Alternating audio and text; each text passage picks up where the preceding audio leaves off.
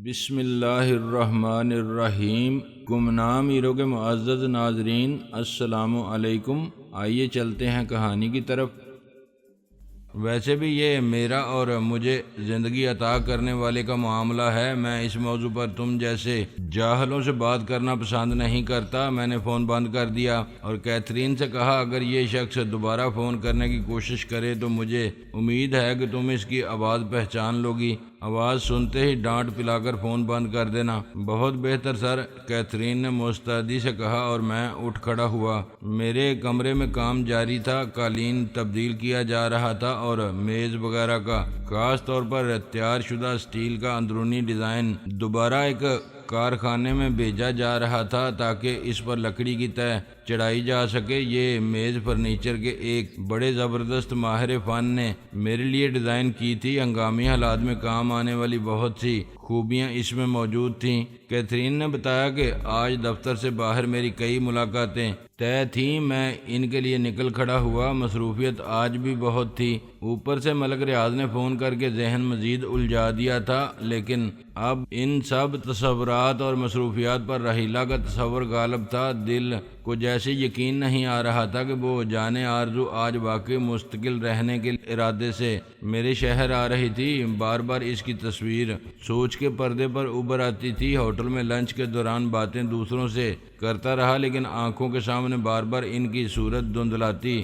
رہی اور رحیلہ کا چہرہ ان کی جگہ لیتا رہا۔ ہر صورت میں اسی ایک صورت کا جلوہ تھا، ہر چہرے میں وہی ایک چہرہ تھا۔ وقت تھا کہ کاٹے نہیں کٹ رہا تھا۔ خدا خدا کر کے دن ڈلا اور رات کا اندھیرا گہرا ہوا۔ میں رات کا کھانا کھائے بغیر 8 بجے ہی ایئرپورٹ کی طرف روانہ ہو گیا۔ میں نے کسی ملازم، کسی ڈرائیور وغیرہ کو ساتھ نہیں لیا تھا۔ یہ گویا خالصتاً میرا نجی معاملہ تھا۔ میں اسے اپنے تک ہی محدود رکھنا چاہتا تھا۔ میں وقت سے کافی پہلے ہی ایئرپورٹ پہنچ گیا تھا، چنانچہ وقت گزاری کے لیے ریستوران میں بیٹھ کر گندے سے برتنوں میں آنے والی کافی سے دل بہلانے کی کوشش کرتا رہا۔ آخرکار فلائٹ کی آمد کا اعلان ہوا اور میں ارائیول لاؤنج میں سب سے آگے جنگلے کے ساتھ جا کھڑا ہوا۔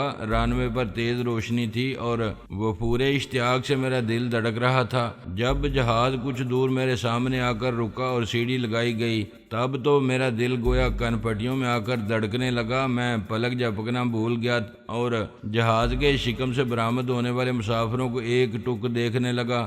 میرا اشتیاق واقعی ایک نوعمر لڑکے کا سا تھا۔ بے تابی اور جذبات کے اس تلاطم میں بڑی لذت تھی۔ میرے لیے یہ لذت بھی ایک نعمت تھی۔ بعض لوگ پختہ عمری ہونے کے بعد نو عمری اور لڑکپن کے محسوسات سے لطف اندوز ہونے کی صلاحیت کھو بیٹھتے ہیں، لیکن کسی نہ کسی خاص موقع پر میرے یہ محسوسات اب بھی بیدار ہو جاتے تھے۔ میں نے فون پر رحیلہ سے یہ پوچھنے کی ضرورت محسوس نہیں کی تھی کہ وہ فرسٹ کلاس میں ہوگی یا اکانومی کلاس میں۔ بہرحال اب میں آنکھیں پھاڑ پھاڑ کر دونوں ہی دروازوں سے برآمد ہونے والے ہر مسافر کو دیکھے جا رہا تھا۔ دونوں دروازوں پر 2 ایئر ہوسٹسیں پھیکی سی مسکراہٹ کے ساتھ کھڑی مسافروں کو رخصت کر رہی تھیں۔ آخرکار دونوں دروازوں سے کڑی در کڑی باہر آنے والی مسافروں کی زنجیر مکمل ہو گئی۔ مسافروں کی آمد کا سلسلہ بند ہو گیا، مگر رحیلہ اور راشد باہر نہ آئے۔ میرا دل ڈوب گیا۔ تیز روشنیاں آنکھوں کے سامنے تاریکیوں میں ڈلنے لگیں۔ کیا پروگرام میں کوئی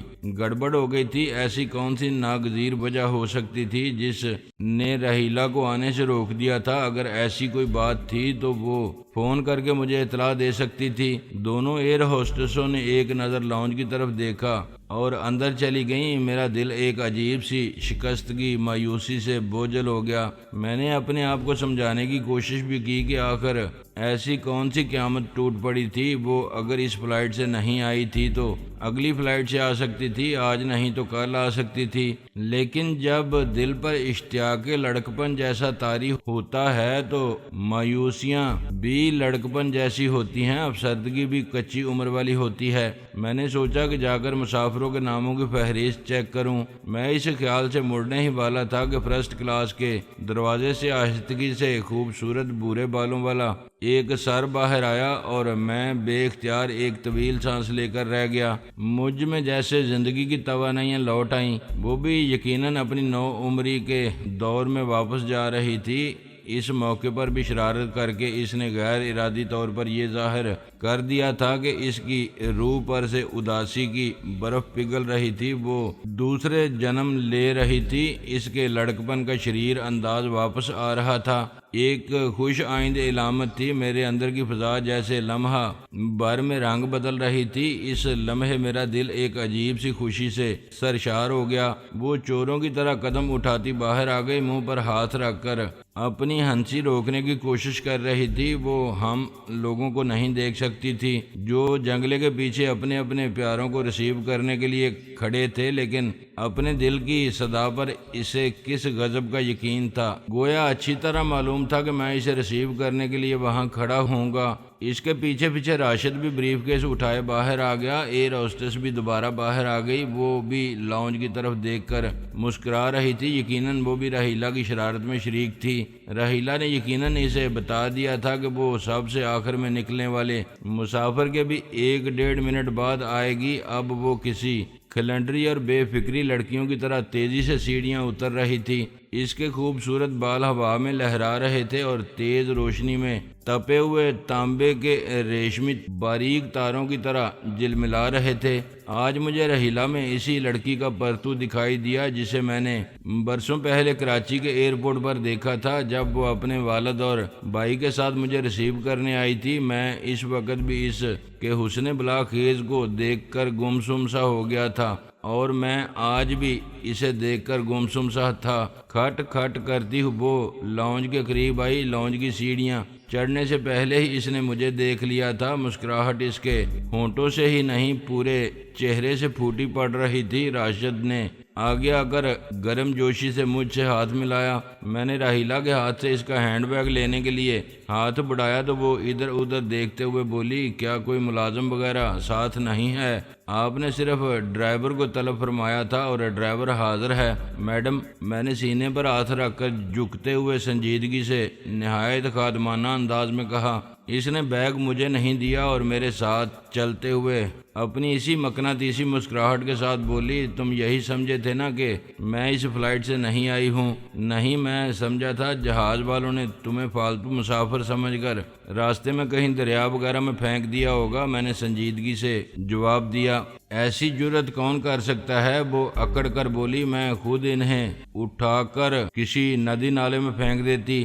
آپ کی کیا بات ہے خاتون، آپ کی دہشت سے تو جہاز بغیر ایندھن کے اڑنے لگتے ہیں۔ میں نے مصنوعی مروبیت سے کہا۔ ہم کنویئر بیلٹ کے قریب آ کھڑے ہوئے۔ ان کے سوٹ کیس پورٹر سے ٹرالی پر رکھوا کر ہم باہر آئے اور پارکنگ لاٹ میں کھڑی گاڑی تک پہنچے۔ راحیلہ ایک نظر گاڑی کو دیکھ کر بولی، بھائی واہ، بڑے ٹھاٹھ ہیں تمہارے، تم تو واقعی بڑے آدمی ہو گئے ہو افی۔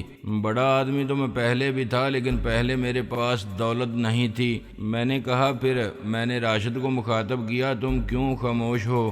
جب آپ دونوں بول رہے ہوتے ہیں تو مجھ غریب مسکین کی جرت کہاں ہوتی ہے بیچ میں بولنے کی؟ وہ عاجزی سے بولا۔ اس کے انداز پر میں اور راحیلہ ہنس دیے۔ نہر کے قریب پہنچ کر میں نے گاڑی گلبرگ کی طرف موڑتے ہوئے کہا، راستے میں پہلے میرا غریب خانہ پڑتا ہے، پہلے وہاں ہو لیتے ہیں۔ اگر تم پسند کرو تو آج کی رات وہیں گزار لینا، صبح اپنے دولت خانے میں منتقل ہو جانا۔ اگر اس تجویز سے اتفاق نہ ہوا تو میں تم دونوں کو آج رات ہی تمہارے دولت خانے پر پہنچا دوں گا۔ میں نے جب گاڑی اپنی کوٹھی کے سامنے لے جا کر روکی اور طارق خان نے کیمرے کی آنکھ سے اندر گیٹ ہاؤس میں بیٹھے بیٹھے میری گاڑی دیکھنے کے بعد آٹومیٹک گیٹ کھولا تو راحیلہ کے ہونٹ دائرے کسی صورت میں سکڑ گئے۔ اوہ، یہ تو سچ مچ کسی محل سے کم نہیں۔ وہ گاڑی سے اتر کر طویل و عریض ڈرائیو وے میں کھڑی ہو کر چاروں طرف دیکھتے ہوئے بولی، افی، یہاں تم اکیلے رہتے ہو؟ مجبوری ہے، میں نے ٹھنڈی سانس لے کر کہا۔ چند نوکروں، چند کتوں اور چند پرندوں کے سوا کوئی میرے ساتھ رہنے پر آمادہ ہی نہیں ہے۔ میں نے ان کے لیے کھانا لگوایا۔ کھانے سے فارغ ہوتے ہی راحیلہ نے اصرار کیا کہ انہیں وہیں پہنچا دیا جائے جہاں انہیں مستقل رہنا ہے، تاکہ وہ آج سے ہی اس جگہ سے مانوس ہونے کی کوشش شروع کر دیں۔ میں نے انہیں اس کوٹھی پر پہنچا دیا جو میں نے ان کے لیے تیار کرائی تھی۔ راحیلہ اچھی طرح معائنہ کرنے کے بعد بولی، ہماری اوقات سے تو یہ بھی بڑی ہے، تم اسے کرائے پر اٹھا دینا اور خود ریلوے اسٹیشن پر بستر لگا لینا۔ میں نے کہا، شاید اس طرح تمہارے اس اوقات والے فلسفے سے انصاف ہو سکے۔ کچھ دیر اسی طرح میٹھی میٹھی نوک جھونک کے بعد میں نے انہیں خدا حافظ اور شب بخیر کہہ کر واپس روانہ ہوا۔ آدھی رات سے زیادہ بیت چکی تھی، گلبرگ کی سڑکوں پر ویرانی چھا گئی تھی۔ میں اس وقت گاڑی غالب مارکیٹ سے مین بلی وارڈ پر موڑ رہا تھا جب اچانک ہی ایک شخص میری گاڑی کے سامنے آ گیا۔ اگر میں بروقت بریک نہ لگاتا تو گاڑی اس پر چڑھ گئی ہوتی۔ یہ بھی غنیمت تھا کہ میں اس وقت موڑ کاٹ رہا تھا، گاڑی کی رفتار کم تھی۔ وہ گاڑی سے ٹکرانے سے تو بچ گیا لیکن لڑکھڑاتا ہوا کئی قدم دور چلا گیا۔ ایک ہلکے سے دھچکے کے ساتھ گاڑی کے پہیے گویا زمین میں دھنس چکے تھے، لیکن میں فوری طور پر گاڑی سے نہیں اترا۔ میں اس کی حرکات و سکنات دیکھ رہا تھا۔ ایک گاڑی چند قدم کے فاصلے پر آڑی ترچھی کھڑی تھی، وہ یقیناً اسی شخص کی گاڑی تھی۔ اس کا ایک اگلا دروازہ بھی کھلا تھا۔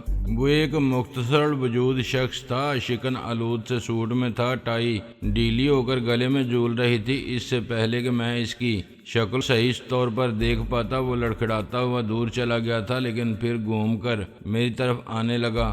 راتوں کو نشے میں دھت ہو کر گلی کوچوں میں یا سڑکوں پر بے مہار پھرنے والے لوگ مجھے کبھی اچھے نہیں لگے، خواہ ان میں سے کسی کے پیچھے کوئی المناک کہانی ہی رہی ہو اور خواہ وہ روایتی فلمی یا افسانوی انداز میں غم بلانے کے لیے پھر رہے ہو۔ اپنے دکھ درد بڑی نجی چیزیں ہوتی ہیں، انہیں سڑکوں پر لے کر نہیں پھرنا چاہیے۔ ویسے بھی اپنے آپ سے بیگانے ہو کر پھرنے والے یہ لوگ کوئی المیہ اگر واقعی دل میں لے کر نکلے ہوں تو دوسرا المیہ سڑک پر چھوڑ جاتے ہیں، یعنی عام طور پر کسی نہ کسی حادثے کا سبب بنتے ہیں۔ اگر خود گاڑی میں ہوں تو گاڑی بیچارے کسی راہگیر پر چڑھا دیتے ہیں، فٹ پاتھ کھمبے یا کسی دوسرے کی گاڑی سے ٹکرا دیتے ہیں، کسی موٹر سائیکل والے کو مار کر سڑک پر پڑا چھوڑ جاتے ہیں۔ خود پیدل ہوں تو کسی گاڑی والے کے سامنے آ کر اس کے لیے مسئلہ بن جاتے ہیں۔ کم ظرف بھی یقیناً نشے میں دھت تھا،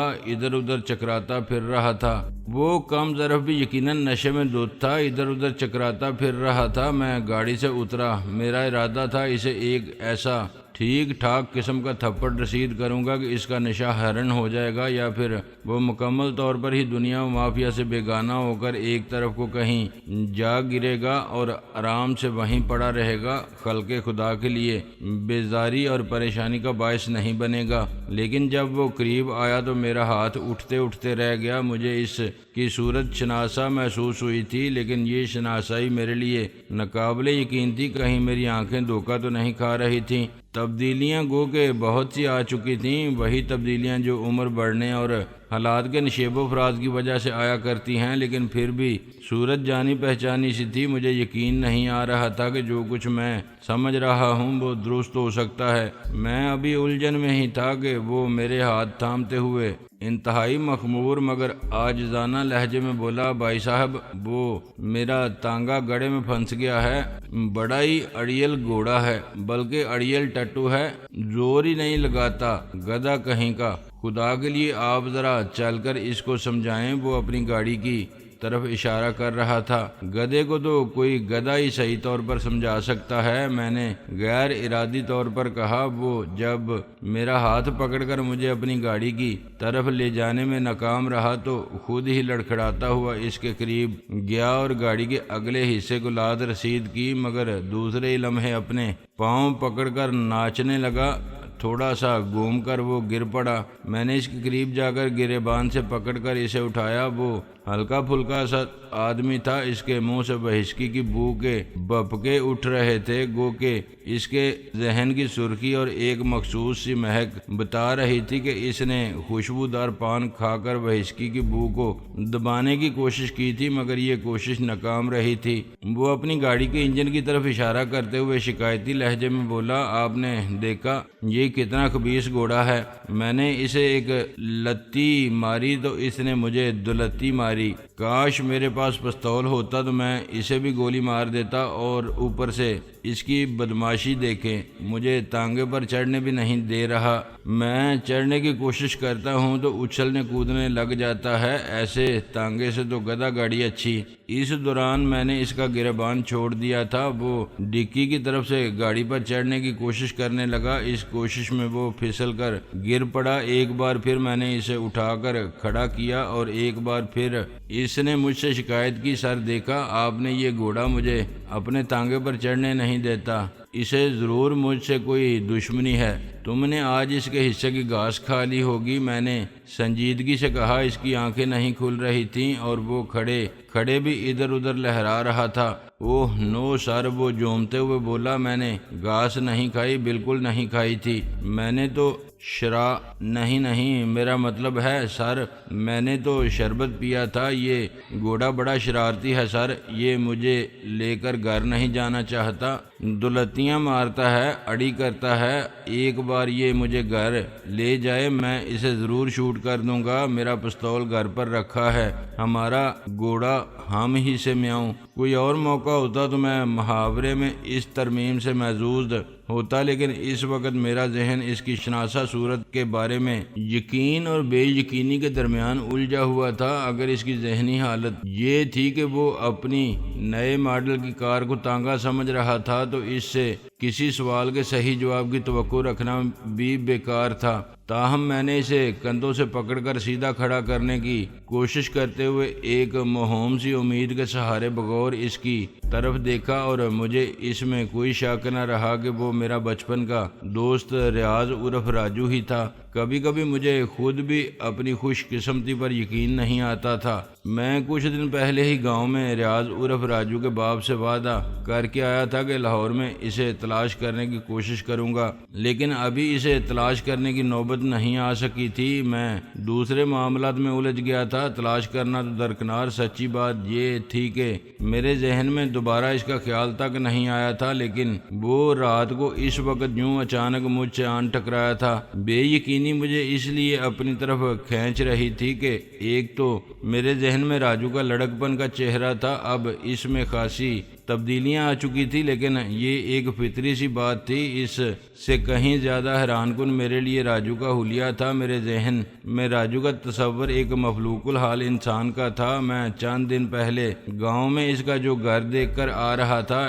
اس میں ابھی تک غربت و افلاس کا راج تھا۔ اس کے 10 عدد بچے دادا کے زیر سایہ مخلوق الحال کی زندگی گزار رہے تھے۔ 3-4 سال سے اس نے ان کی خبر تک نہیں لی تھی۔ وہ گھر سے غائب تھا۔ اس کا بوڑھا باپ، سیدھی سادی بیوی فردوس، معصوم بچے آنکھوں میں اس کا انتظار بسائے نہ جانے کس طرح زندگی کی گاڑی کھینچ رہے تھے، اور وہ یہاں عمدہ سوٹ اور نئے ماڈل کی خاصی مہنگی گاڑی میں گھوم رہا تھا۔ اپنے ضرب سے بڑھ کر ڈرنک بھی کیے ہوئے تھا۔ خمار کی تمتماہٹ کے علاوہ اس کے چہرے پر خوشحالی کی چمک بھی تھی۔ تم راجو ہو نا؟ ریاض راجو، میں نے اس کی طرف جھکتے ہوئے کہا۔ اسے ایک جھٹکا سا لگا۔ وہ آنکھیں جنہیں وہ بمشکل کھول پا رہا تھا یکدم خاصی پھیل گئیں۔ اس نے بغور میری طرف دیکھا، لیکن شاید نظر دھندلائی ہوئی تھی، اس کی آنکھوں میں شناسائی کی چمک نہیں ابھری۔ بظاہر وہ چکنا ہو چکا تھا، لیکن اب وہ بولا تو اس کے لہجے میں پہلے سے زیادہ لکنت اور لڑکھڑاہٹ تھی۔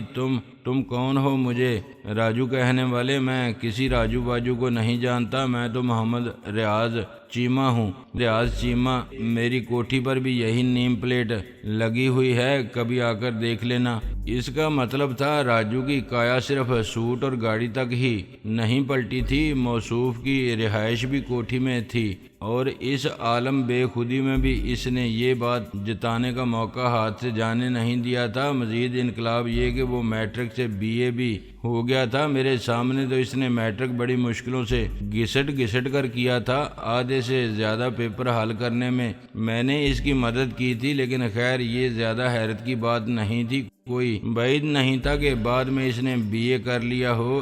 اس میں بھی کوئی شک نہیں تھا کہ اس کا پورا نام محمد ریاض چیمہ ہی تھا۔ میرے لیے زیادہ باعث حیرت تو وہ نشانیاں تھیں جو کسی خاصے بڑے معاشی انقلاب کا پتہ دے رہی تھیں۔ وہ بدستور ادھر ادھر کو جھول رہا تھا۔ میں نے ایک بار پھر اسے گریبان سے پکڑ کر سیدھا کرتے ہوئے کہا، ابے او 2 ٹانگوں والے گدھے، سیدھا کھڑا ہو جا، ورنہ ایک ہاتھ رسید کروں گا کہ آئندہ یہ منہ شراب پینے کے قابل نہیں رہے گا۔ کمینے، مجھے نہیں پہچانتا اپنے بچپن کے دوست کو؟ ابے ہم تو محاورتاً نہیں سچ مچ کے لنگوٹیا یار ہیں، ایک جیسی لنگوٹیاں باندھ کر نہر میں چھلانگیں لگایا کرتے تھے، نہر کے کنارے شوٹنگ کیا کرتے تھے، گنوں سے تلوار بازی کیا کرتے تھے اور نہر میں خربوزے ایک دوسرے پر کھینچ کھینچ کر مارتے تھے۔ تم اپنے ابا کی دکان سے پیسے چرا کر لایا کرتے تھے اور ہم اکٹھے فلمیں دیکھنے جایا کرتے تھے۔